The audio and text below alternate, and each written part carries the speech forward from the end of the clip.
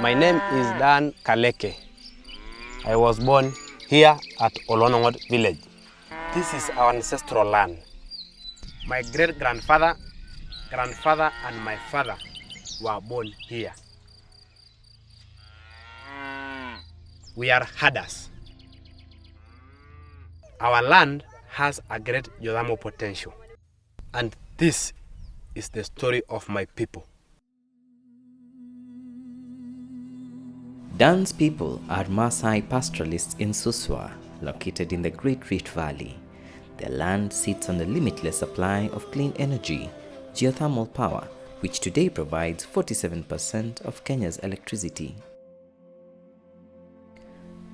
But the Maasai living in Olkaria, Suswa, and Kenyan conservationists say its development has come at a price.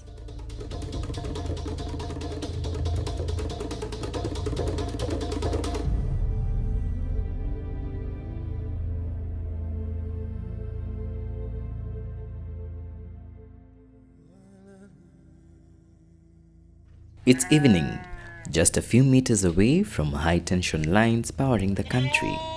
But electricity hasn't made it inside this Maasai homestead in Oloshaiki village.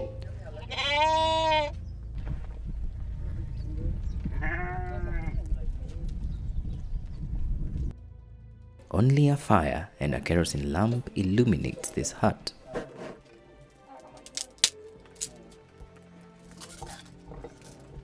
This was true everywhere in rural Kenya when geothermal exploration began more than 4 decades ago.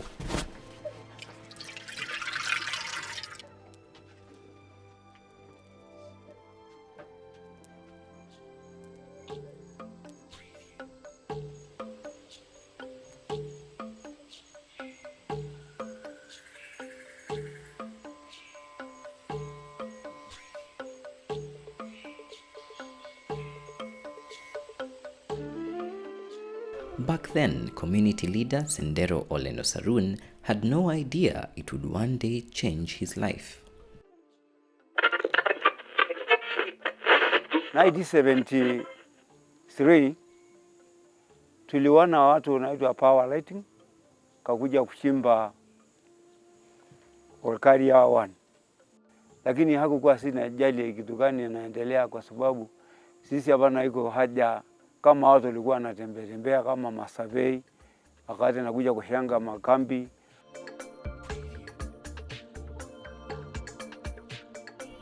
But even then, the most traditional Maasai elders like Sendero would eventually see the light and the benefits the power companies could bring.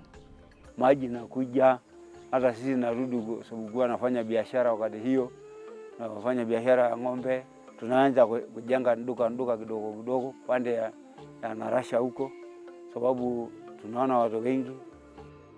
Geothermal power flourished as well here, expanding rapidly into a maze of pipelines and steam-driven power plants.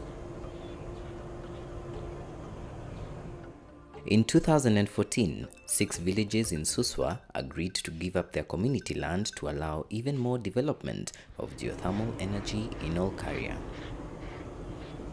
Tunakubaliana shamba kwa shamba. Tutanunulia nyinyi shamba ya malisho kwa sababu sisi ni watu ya malisho ya kutosha ng'ombe yenu. Tutakubaliana mjengiwe manyumba kama vile. Tunakubaliana sitima tutawekewa. Tunakubaliana barabara tutapata. Tunakubaliana maji tutapata. Tunakubaliana pesa ya masumbuko. Basi ndio tunaona sisi tumehama kuja huko. Kenya's power generating company KenGen fulfilled some of the terms of the deal, building modern houses, providing electricity, schools and hospitals, says Maasai elder Koskos Parsapula.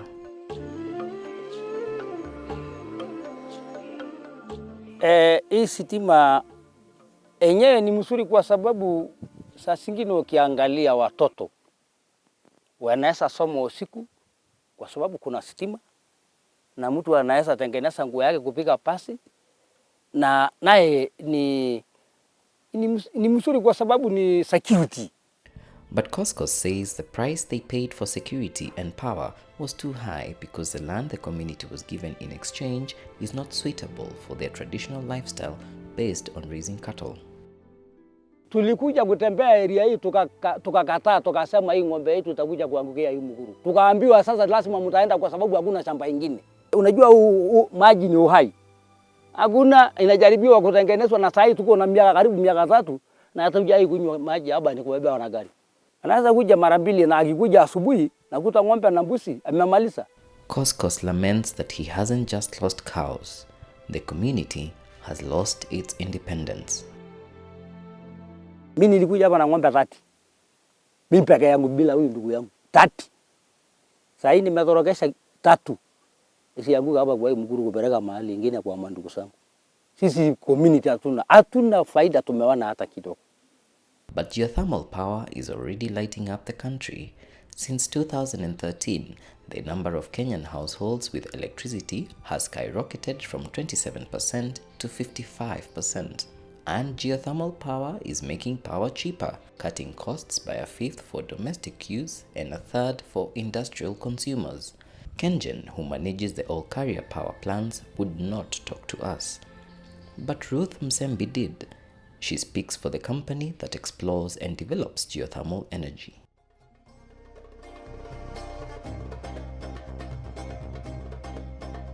Kenya has about 10,000 megawatts potential of geothermal power. And like I said, currently Kenya is doing 600 megawatts, and that is green energy being churned out every day.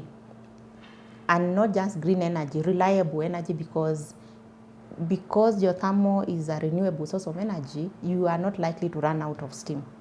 Geothermal power is the natural heat from the Earth's crust. The energy is extracted by drilling wells and tapping concentrations of steam at high pressures. The steam is led through the pipes to drive electricity generating turbines which light up Kenya's cities. Stretching from Mozambique to Jordan, Africa's Great Rift Valley is a 6,000-mile crack in the Earth's crust, and much of it is found in Kenya. Under the surface, the ground continues to boil, particularly around Olkaria near the Maasai village. It's now home to the world's 8th largest producer of geothermal energy. It will help Kenya reduce its greenhouse gas emissions. But what may benefit the planet may negatively impact local communities. Tumepata shida sana kwa vile tulikuja hapa. Shida yetu, hakuna mahali ya kulisha ng'ombe. Ni maponde. Hata saa hii maji bado napigana tu hajafika mzuri. Nyang'ao anamalizia sisi hata ng'ombe yetu. Umaskini tumekuwa zaidi kuliko hata ibale tulikuwa tunafanya. Kwa sababu ya mali yetu hiyo ni kama kuletewa nyang'ao mingi, maponde na pondeka kila unakuta ng'ombe kila siku naanguka. That's because the terrain here is crisscrossed by steep gullies, which are death traps for unsuspecting livestock. It's something we witnessed ourselves. On our second day of filming, a cow has tumbled down a steep ravine and is badly injured. Everyone pitches in to rescue the cow, but its leg is broken and it just won't budge, no matter how hard Mpoyo Pateyo tries to pull it up. Mimi ni Mpoyo Pateyo. Naona ng'ombe yangu wameanguka, na hii ng'ombe wameanguka leo. Hii iko ingine wameanguka kwa hii mamukuru yote ng'ombe 20. Na hakuna msaidizi yote, hakuna biashara, hakuna mahali ingine nasaidia mimi, hakuna.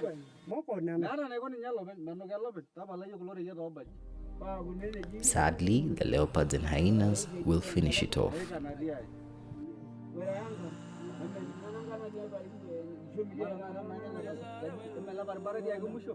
That's just the price paid today by this small community of Maasai herders. But Kenyan conservationists fear there's going to be a much bigger cost for the country. It's rather sad when you consider that, say, 7 of the protected areas in the Central Rift Valley have all been earmarked for geothermal development. So it's pretty much like 100% of all the protected areas have been earmarked for geothermal development. Longonot, a national park. Hell's Gate, a national park. Unfortunately, the way it is, and this may be the 2030 vision, or what people interpret the 2030 vision to mean, is that we are very much changing the entire character of Kenya from being that wonderful Montana, that wonderful open sky country, into an urban, fast developing hub that will become sort of the business center of Africa. There will come a time when it's either one or the other. There will come a time when development really cannot go hand in hand with wildlife conservation.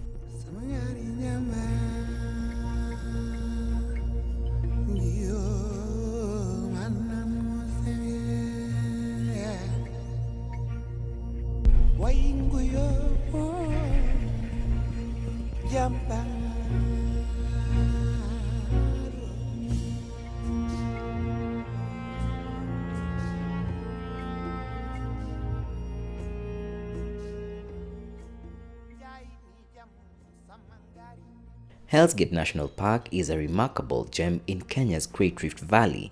Spectacular scenery including the towering cliffs, 100 species of birds, herds of wildlife, water-gouged gorges create a wild playground for hikers and tourists. But now all this beautiful scenery is punctuated by the belching plumes of geothermal steam.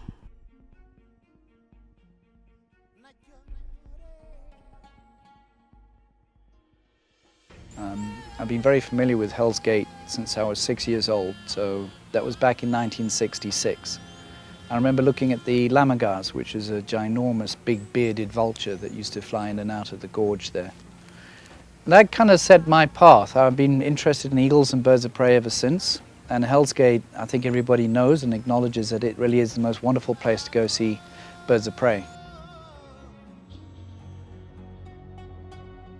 Taking care of orphaned and injured eagles and vultures is the life work of Kenyan-born conservationist Simon Thompson.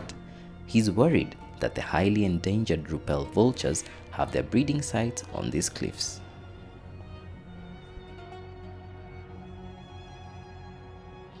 Hell's Gate has the only protected group of Rupels anywhere in Kenya.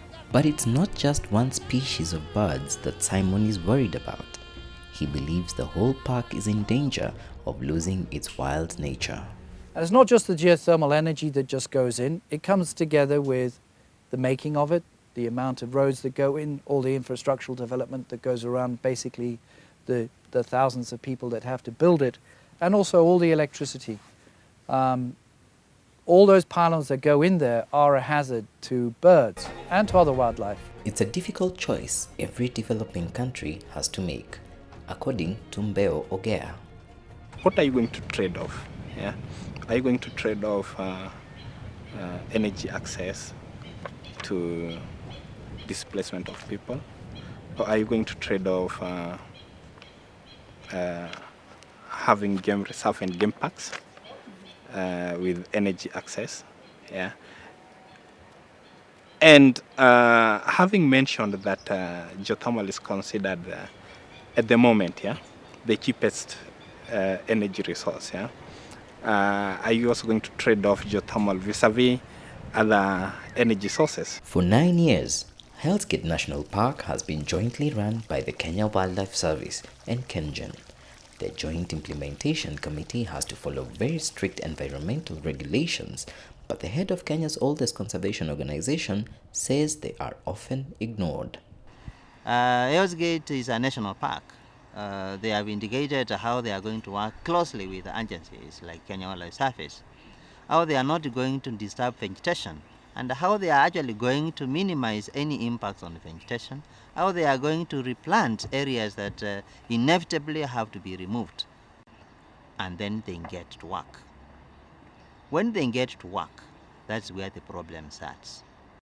In a series of letters to the Ministry of Energy, the Ministry of Environment, and the National Environment Management Agency, Dr. Matiku has listed all the problems he has found with KenGen's stewardship of Hell's Gate. They have tried to convince others that they are doing the right thing. But in the actual sense, we noticed they are clearing vegetation with impunity. They are not replanting according to their management plan. They don't care about the nesting site of the rupee poachers. They produce brine in the process of producing geothermal energy. They dispose it anyhow. Kenya Wildlife Service is never consulted on what they do on the ground, and so they unilaterally decide to damage nature. We tried on numerous occasions to get KenGen's response without any success. But Kenya's leading conservationists believe a dialogue with the industry can ensure the environment doesn't pay a steep price for geothermal power. I think Kenya is at a point where we can showcase to the world that we can do things in a thoughtful and in a sustainable way. Now with modeling and data collection and software, you're able to pinpoint exactly those locations where you can have development that will be productive, and also identify those areas that should be off limits just because they impinge on Kenya's wild heritage. We are very much changing the entire character of Kenya from being that wonderful open sky country into an urban, fast developing hub that will become sort of the business center of Africa. Do you yourself, as a young Kenyan, feel that the way to go is to make industrial areas inside our protected areas? Well, I'm going to answer for you. I don't think that most Kenyans feel that way. They would like very much to see designated areas that are protected and that they remain so in perpetuity.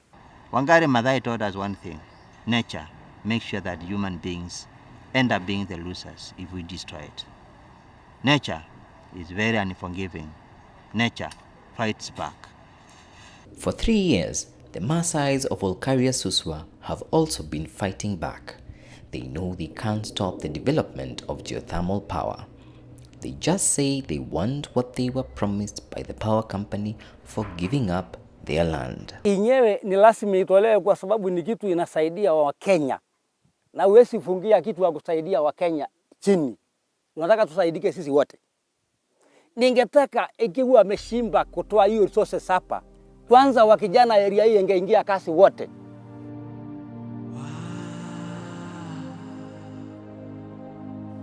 Isitoshe, ingetoa pansed kidogo ambayo itasimamia watoto ya hapo, kwa sababu naona mahali itashimbanga ni kwangu, wananiambia toka hapa tushimbe.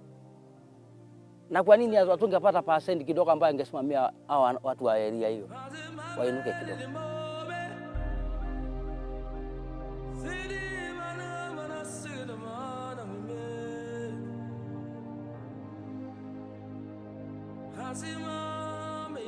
In the next 3 years, Kenya hopes to improve the lives of millions of its citizens by providing universal access to electricity, no matter how remote the community may be.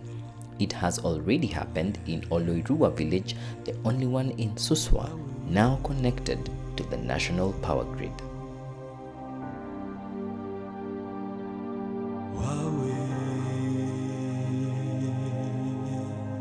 Stima ni mzuri na tumefurahia, na tunaomba makampuni ambayo inatoa stima hapa waendelee kutoa mingi, ndio pia nchi yetu ifaidike.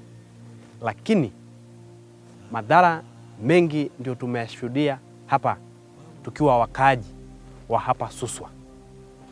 Kama kuna vile haya kampuni watatoa hii stima kwa njia mwafaka ambayo haitaathiri mazingira, na pia wakaaji wa huko hawataathirika pia, tungefurahia zaidi. Mimi ni Dan Kaleke na hapa ndio nyumbani.